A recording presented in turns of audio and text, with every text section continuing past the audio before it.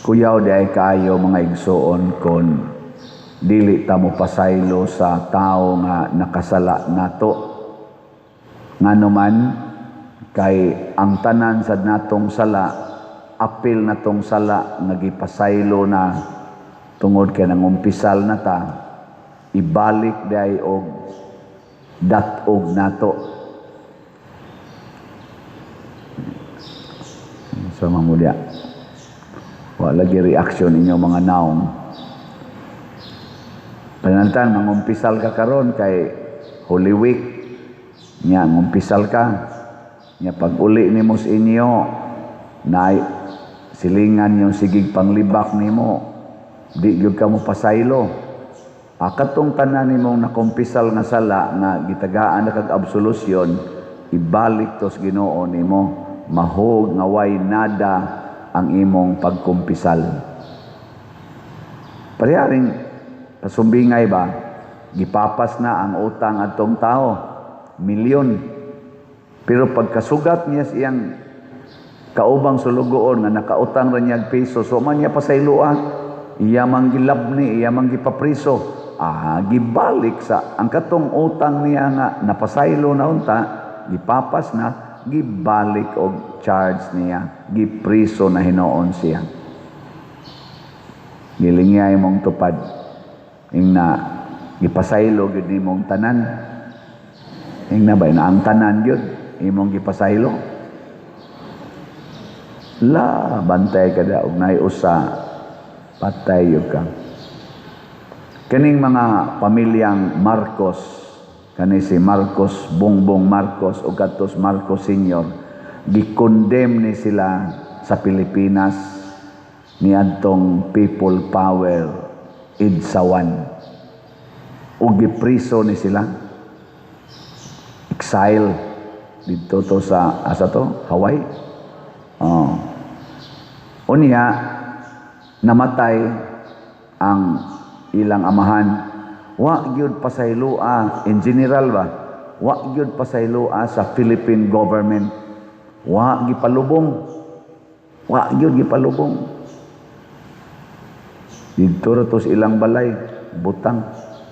So good adto mga 1980s hangtod na lang na 90s, pag abot year 2000 hangtod 2015, wa gyud gipalubong. Nga naman kay wa gyud mapasaylo ang korupsyon, ang pagka-dictator, ang martial law, ang daghan kay gibuhat, wa siya gi-honor sa mga Philippine government nato, sa nagsunod-sunod nga mga presidente, Cory Aquino, isa to'y sunod ni Cory Ramos, sunod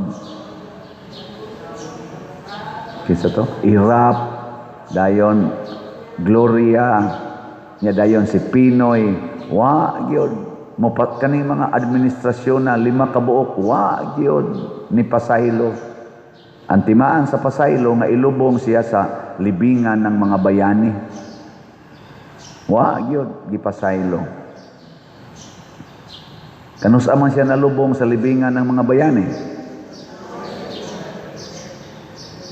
Sa dihang na presidente si Rodrigo Roa Duterte, gilubong siya, gipasaylo, gitagaag honor. Nalipay ba ang mga pamilyang Marcos? Apil na ni Bongbong Marcos? Purting lipayan na social media, purting pasalamat, purting pasalamat. Di gyud kuno nila kalimtan ang maong buhat ni President Rodrigo Roa Duterte, kay dako kaayong dungog o pagka-restore sa dungog sa pamilyang Marcos. Og tuod man, dili lang igo nga gilubong, gipartneran pagyod sa anak ni President Rodrigo Duterte si Bongbong Marcos aron mudagan sa pagka-presidente. Bisag wa tatoy plano si BP Sara nga mudagan, napugos gyud siya kay sigihag balik-balik nagpakiluoy. Matod pa ni BP Sara sa iyang narisyon nagpakiluoy gyud si Amy Marcos o si Bongbong Marcos nga partneran siya sa iyang pagdagan pagka-presidente. Mura pag itong nasuko si President Rodrigo Duterte, siyang anak nga si Mayor Sara, kay nganong di man mudagan pagka-presidente, nganong nagbisi man hinoon. Nana, wa man sad siya mahimo, kay naaman sa ni baruganan ang atong kanas Sara Duterte, gitugutan gyud nga ni partner. Nalipay ba ang pamilyang Bongbong Marcos nga ni partner si Sara Duterte? Porting lipaya, isa-isas kamot, unit team. Perte gyud to, ninduta ni murag yung nanindot na ba ang pamilyang Marcos, og tuod man nakadaog yun. Gani tawgo na to landslide, mga 31 million votes, samtang ang Vice Presidente mga 32 million votes. Silang duha, tawgo na to landslide. Pero sa dihang ni lingkod nas iyang gahom si Bongbong Marcos, unsa may iyang gibuhat? Unsay gibuhat niya? Human siya gipasaylo sa iyang sala ang ilang pamilya sa Philippine government o sa people of the Philippines in general. Unsay gibuhat niya? Gipapriso niya si Rodrigo Duterte exactly ugma 1 year na dito sa dahig. Sugod ugma. Unya gisunod niya gi-impeach si BP Sara, may gani kay gibabagan sa Supreme Court last year, karon murag dayuno na gyud og impeach. Wa gyud hunong ipa-impeach gyud. Og daghan kaayong korupsyon nga nakalusot sa atong nasod, di na bilyon ang katong iyang papas una murag kutob ratos bilyon ang korupsyon atong gi-accuse. Karon trillions na ang korupsyon nga nawa, di ra ba gyud moangkon ang atong administrasyon nga naa sila'y responsibilidad. Gani gipailan og impeachment didto pa lang sa Committee on Justice sa Congress, absuelto na ang presidente. Pero ang Vice Presidente, ikaduhang round sa 125 million na confidential fund, gipailan sa impeachment, nakapasar na sa first na round sa Committee on Justice with substance and form. Sufficient substance and form. Matod pa diri sa Ginoo, ingon usab ni ini ang buhaton kaninyo sa akong amahan na atua sa langit, kung dili kamo mupasaylo sa inyong isig katao. Kung doon na may sala si President Rodrigo Duterte nga nahimos mga Marcos administrasyon or sa ato bakang nasod, ikumpara nimo ni Marcos Sr., hay man kay dakog sala nilang duha. Ni pulos magitasadaan, wa may usa natong way utang. Kaning sala gitawag nig utang. Ambot og kisay dako nilang sala. Di gyud mapasaylo. Di gyud ta kapasaylo. Bisan na anhin na lang hiringon sa Pilipinas, adto gyud sa dahig, adto gyud sa ICC ipahiring. Nawa para ba sa gyud hearing hantod karon, ako kita nagumbol man ko, ako na karon mo ingon na gyud ko murag na ako'y sayop gamay. Kaysa una magsigi kog ingon, ang atong justice system dinis Pilipinas hinay kaayo, kay naay mga na-detain tag 5 years o ban gani 10 years, wa mudagan ang kaso. Di ta parihas dito sa Amerika, dito sa ubang nasod nga usa lang kabuan, 3 kabuan human daing kaso. Oy, karon na tuas ICC si Rodrigo Duterte, usa na lang katuig, wap agyod maklaro unsay iyang charges. Nag-confirmation of charges pa ni atong niaging semana. Hinay sad kaayo, natakdan sa kinaiyas mga Pilipinos. Ambot og natakdan og gituyo. Ambot lang. Kaya ang nagdakop rabasad ni President Rodrigo Duterte dinis Pilipinas, dili man taga ICC. Sila mas General Torre. Dili man eroplano sa ICC ang gisakyan. Eroplano mas Pilipinas nga karon gigamit-gamit pag karon gisakay-sakayan pa man aron. Gani niadto kuno sa Amerika ang atong presidente to amas Amerika karon. New York ba to? Ang gisakyan kuno private plane, murag kadto man kuno eroplanohan gisakyan sad ni President Duterte. Pero dili padong sa dahig aron prisohon. Niadto sa New York aron mag-enjoy.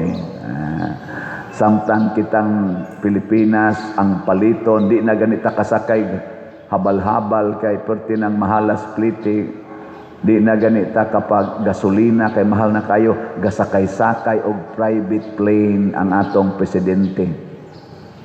Yahay kayo. Galisod ganig sakay ang atong OFW di na kaulis Pilipinas kay way budget, pataguon na lang sila asang mga langob dito, pataguon sila aron di maigos bomba.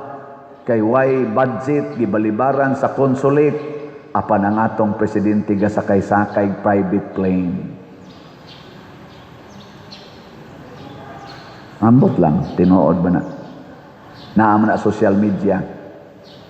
Ang nakasakit pag yun, kay nining dako kayong korupsyon, niingon ang atong presidente, mahiya naman kayo.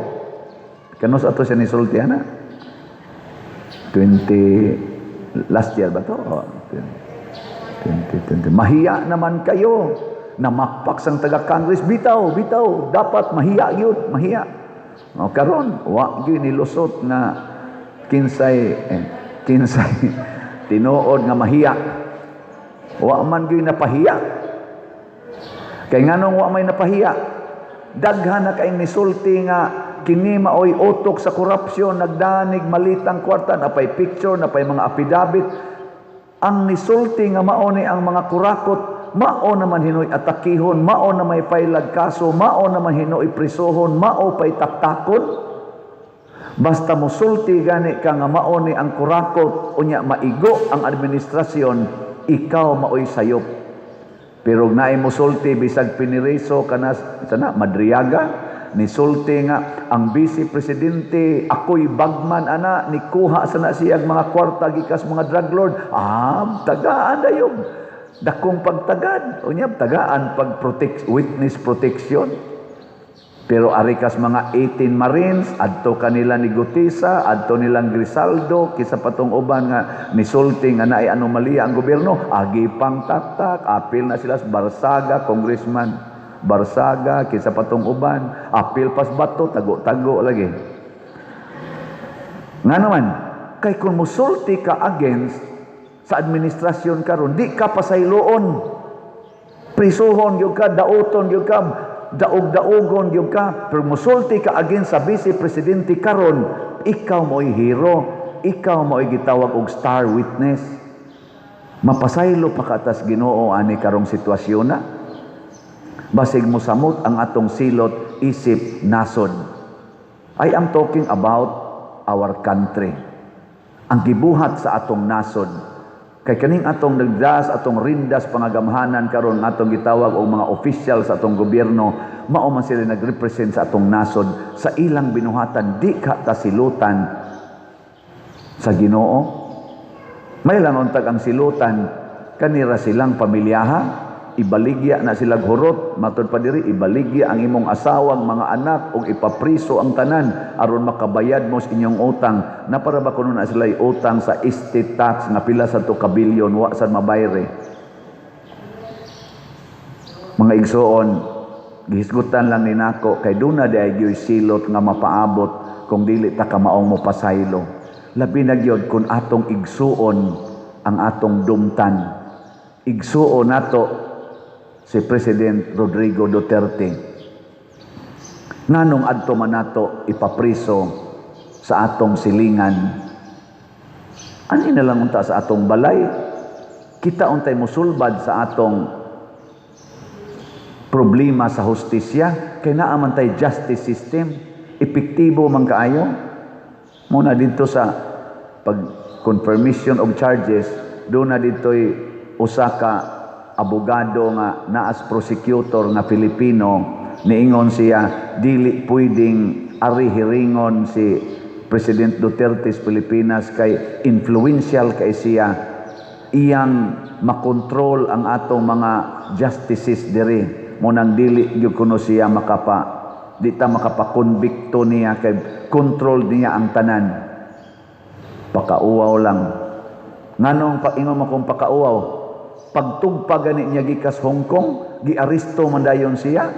Wa gani kaabot og 24 hours, priso naman siya dito sa dahig.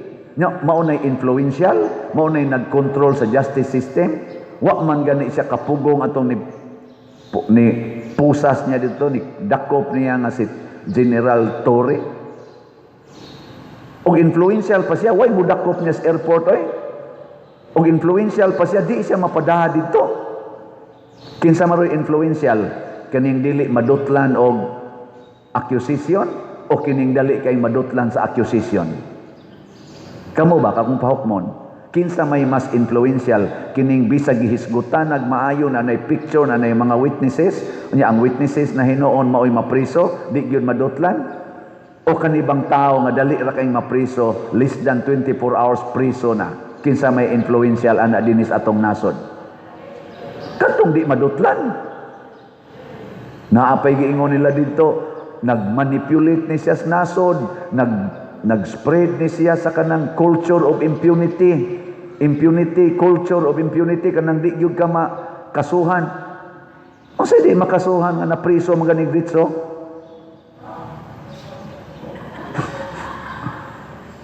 Nganong mamakak man kita? Basta silutanan kita. Diri sa atong unang pagbasa, si Propeta Daniel nag-ingon sa Ginoo, pasaylua in taon kami Ginoo, purting dakua sa sala sa among katigulangan, hinaot unta nga malukmay pakanamo. Ato sang ihangyos Ginoo, pasayloon unta tanining atong nabuhat karon, kay naapil man gid ta aning binuhatan sa ato karong present administration. Mauning naglisod gid tag maayo, kay grabe kaayo ang atong pagkadili mapasayloon, tig-a og kasing-kasing. Muna hinaot unta, magampo ta, mabag-o atong kasing-kasing, magpasayloay ta, magdinawatay ta, magilhanay unta ta nga kita mga Filipinos managsuon, and let us build our country together. Mo bitaw ang atong tema karon sa atong kaning tuig nga Jubilee karon 2024 nga gihatag sa atong Archbishop Abit Oy, Archdiocese of Cebu, journeying together as church fully alive. Journeying together ang panaghiusa nya mausa na tema sa tibok Pilipinas sa Katolikong simbahan. Journeying together, synodality, the synodal church, ang pagkuyog, dili ta mag winaklihay. Nindot unta kay na gitawag nag unity, teamwork, team building. Dili kay mag-away, magpasayloay, lingay mong tupad. Ingna di jud ko makig-away nimo. Ingna ba? Di na jud ko makig-away nimo.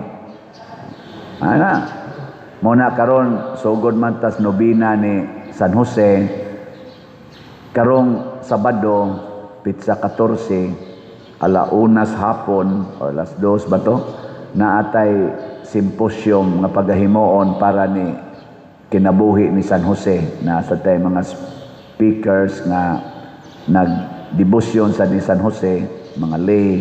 Akong gihangyo kamong tanang mga lalaki, labi na gid ato mga lay ministers, sakristan, hasta ning atong personnel dinhi, akong gihangyo panambong mo ana aron matakdan unta tas kinaiya ni San Jose, mapaubsanon, kugihan, mahigugmaon ug balaan nga tawo. Ngunay atong target niya, magpista ta niya ikapitsa 19. Ang ato mga kofradiya ni San Jose dinhi, akong nakita pulos-pulos gyud mga babae. Na kunaunsa naman ni nga si San Jose, pulos naman babae ang kofradiya, members kofradiya, di ka ni makapamabay si San Jose aning kalakihan. Ang angayan gid untang magkofradiya mga laki, dili babae.